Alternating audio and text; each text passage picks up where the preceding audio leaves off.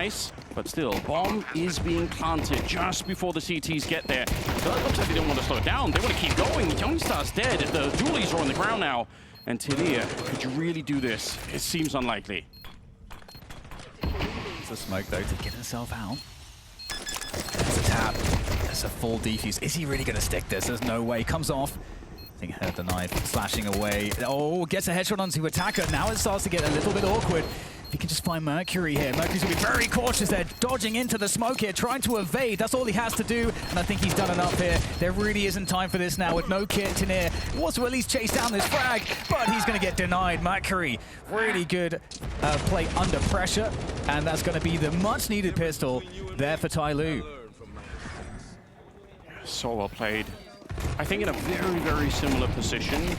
If you remember in the first half in the pistol, Jamyeon got 1 kill on the T's as they were coming in. Sunpiers was the person who could have got that, and obviously wasn't quite able to. So you see like the big difference it makes in if you don't get those early shots off on the CT side. Didn't quite work out. They're going to force him to the round anyway here. I hope we get to see enough of the T side to get to see a very specific B execute that Tyloo do, which I like to call Hell on Earth by Tyloo. They burn out the entire V bomb site. It's impressively aggressive, and yeah, we'll see if it goes on long enough. If Heroic don't come back into the game too early, wouldn't be surprised if we're going to see that.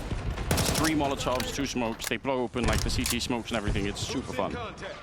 And what we're looking at here is the final smoke on Heroic. So I guess it's in the right place on the map at least, because we've got Tyloo on the other end.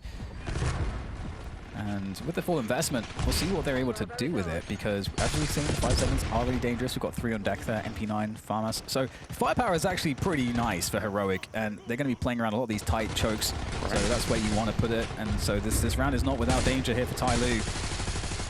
They are investigating mid at the same time, but it does feel like B is going to be the final destination so far, at least.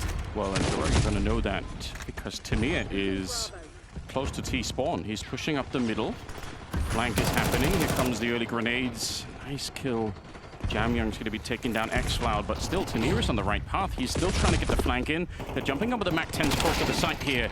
5-7 put into action as LNC takes down Mercury. The bomb is being planted on the other side now. Unfortunately for Tanir, it looked like the opportunity for the big flank has kind of evaporated now. Right on top of each other, like they were on the same team there. Attacker goes down and is traded, but I feel like it's working out right now. Tyloo, they should be in a driving position to close this round out.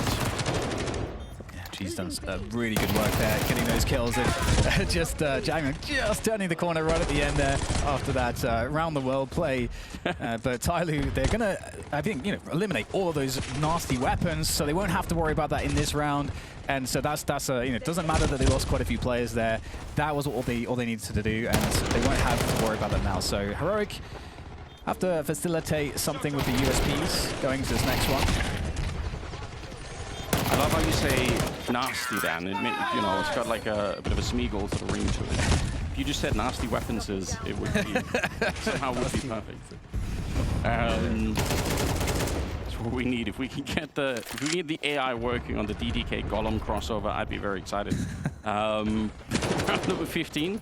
I'm back in the game, by the way. I'm done with the Lord of the Rings references now. We've got a lot of smokes on the CT side, in spite of the complete lack of weaponry. Classic kind of play, I suppose. Yeah, and I said USPs, but there's actually 2 5.7s in a Deagle, so why not? Of course. Invest a little bit. I mean, Heroic showed that confidence in their own individual play in the previous half too, where they decided to just force in spots where we were like, whoa, actually a lot of teams wouldn't do that to this degree. So yeah, so they really want to get that pressure on, and can't win the lottery if you don't buy the ticket. And this metaphor, the Eagle is that ticket. The smokes are up. Pretty basic stuff. A little bit of a Molotov as well in front. It's not the really fun execute. We're saving it for later. I'm building up the hype for it because you guys will be impressed when you see it, I promise. Bomb going down. And you guys can have a naming competition as well. I think what Anders said, Hell on Earth. Yeah, that's the first thing that came to mind. I've seen it a couple of times from them now. I spent 3 hours yesterday trying to go through all the demos. But the problem that I ran into, along with Maui, and I were talking about it too, is that there are so many maps they could play that trying to sort of prep for a game like this, even for the teams also, but just if you're trying to sort of figure out what could happen here, which map are you prepping for? Exactly. Because there are just so many of them that they get five maps in the shared pool here, so kind of hard to guess exactly what's going to happen, which also makes it really exciting. And you know what? Shout out to Tyloo for bringing this game back. They lost 8 rounds in a row at the end of that first half, and they are mentally right back in the game and on top. Yeah. I really like that.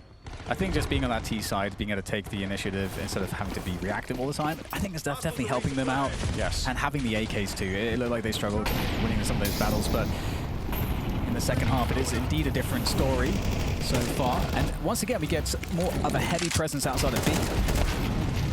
Yeah, there's no smoke down here. What's happening for Heroic? Where's the smoke? Where's the incendiary? Why are they allowed to walk up like this? I think this is a big mistake right now for the CT side. You can't give them this kind of space. Attacker, unfortunately for him, was in the smoke, and Youngster was just out of it.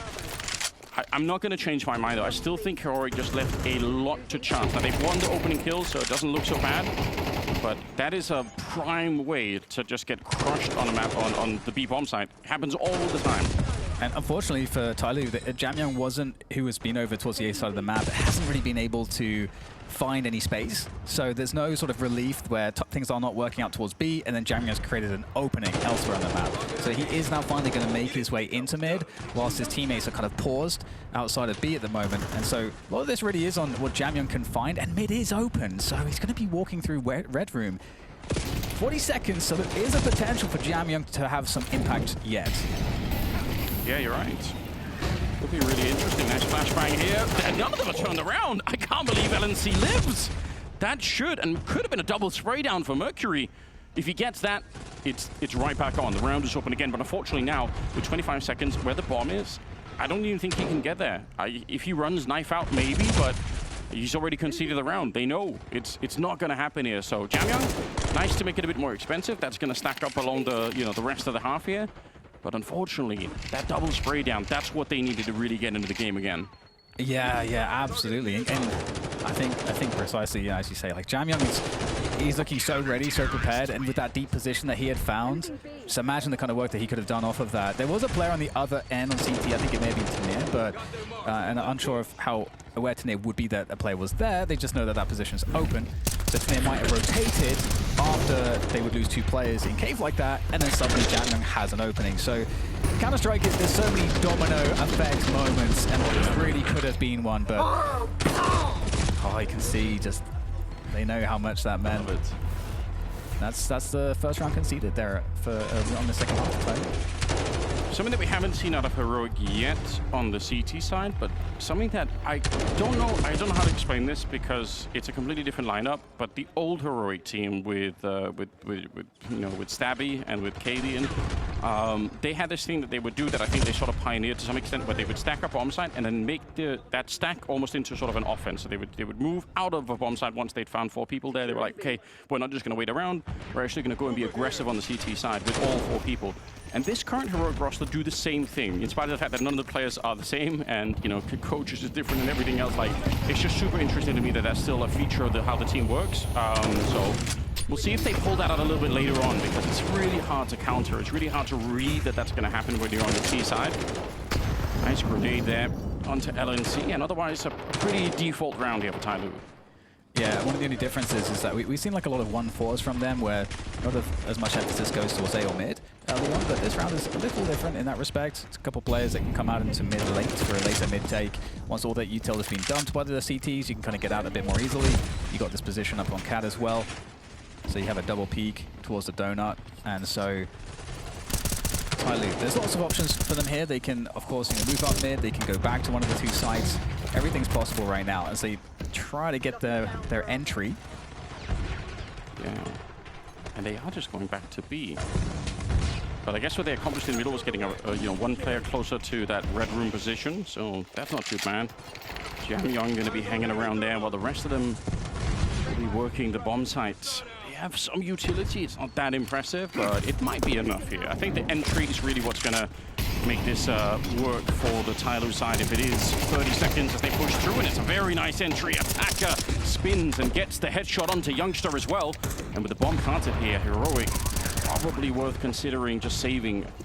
It's not as much fun, but that's just very aggressive. But look at Jamyoung. He's been playing the longest flank on this round. He's looking to fully punish these CTs. First headshot found. Can he get the next two? They've got to take him down, and they're going to trade him out. Sumpires, who else able to do that? But there are more members of the Horde on their way to run down the CTs. And okay, another trade coming on through. They are hunting. They're going all the way for this, Anders.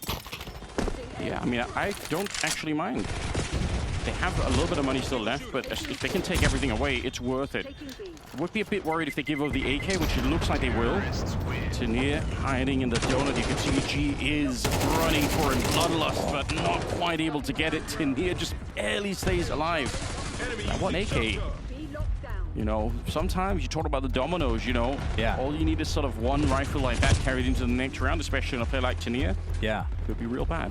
I like kind of, you know, using the sound of the bomb going off as well as cover for your footsteps. That sort of move is always nice. Nice little added detail. But yeah, with the 9-8 scoreline, it feels like we've, despite how dominant things were in the first half for Heroic, the run of 8 rounds in a row, it feels like things have settled into a very back and forth close matchup to finish off the first map, at least so far. We'll see if Tyloo can continue. But we do have some players on the AWP here. And as we take a look again at Attacker's double entry.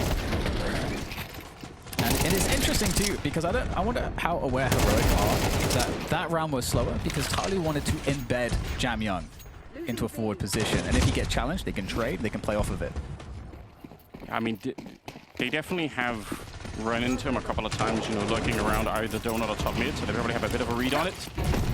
Early grenades, trying to throw in that Molotov too, but Moja is already down. That's a really good stoppage here, and now dancing around the pillar is LNC. That's so hard to stop, and there's just more people showing up. There's already a flank coming through the smoke behind them. So this round is probably dead no matter what here. X-Flan with the MP9 just charging on through, but as is often the case when you try to go fast towards B, you have to get that entry. And this time it was Youngster just knocking him out. Yeah, and it's, you know, definitely a respect to try that, because we've seen so much of the slow pace. So you do want to kind of use that by throwing a fast round in there and try to surprise the CTs. But I think for both teams have proven that they can just defend these fast rushes on the CT side. So I'm sure we go back to the slower stuff now from Tyloo. 10-8. Money is low on pretty much everyone in the server, to be honest. And that is obviously not how you want that smoke to land. I'm not even sure who threw that. Is that a CT smoke that was meant to land at the bottom of the B ramp? Like, I'm so confused. Somebody go investigate. It can't have been a T smoke. There's no way. Jamyoung's got 21 kills, by the way, and G's on 17. So some of the players here just stepping up massively. I think on the Heroic it's a bit more even spread, kind of everyone showing up, maybe not with quite the same impact as Jamyoung at the moment, but a real team effort at the moment. No smoke in the red room. If you peek this, it can be kind of dangerous. And there's that stolen AK from Tania that's still out there. Teasing in mid here, looking for information.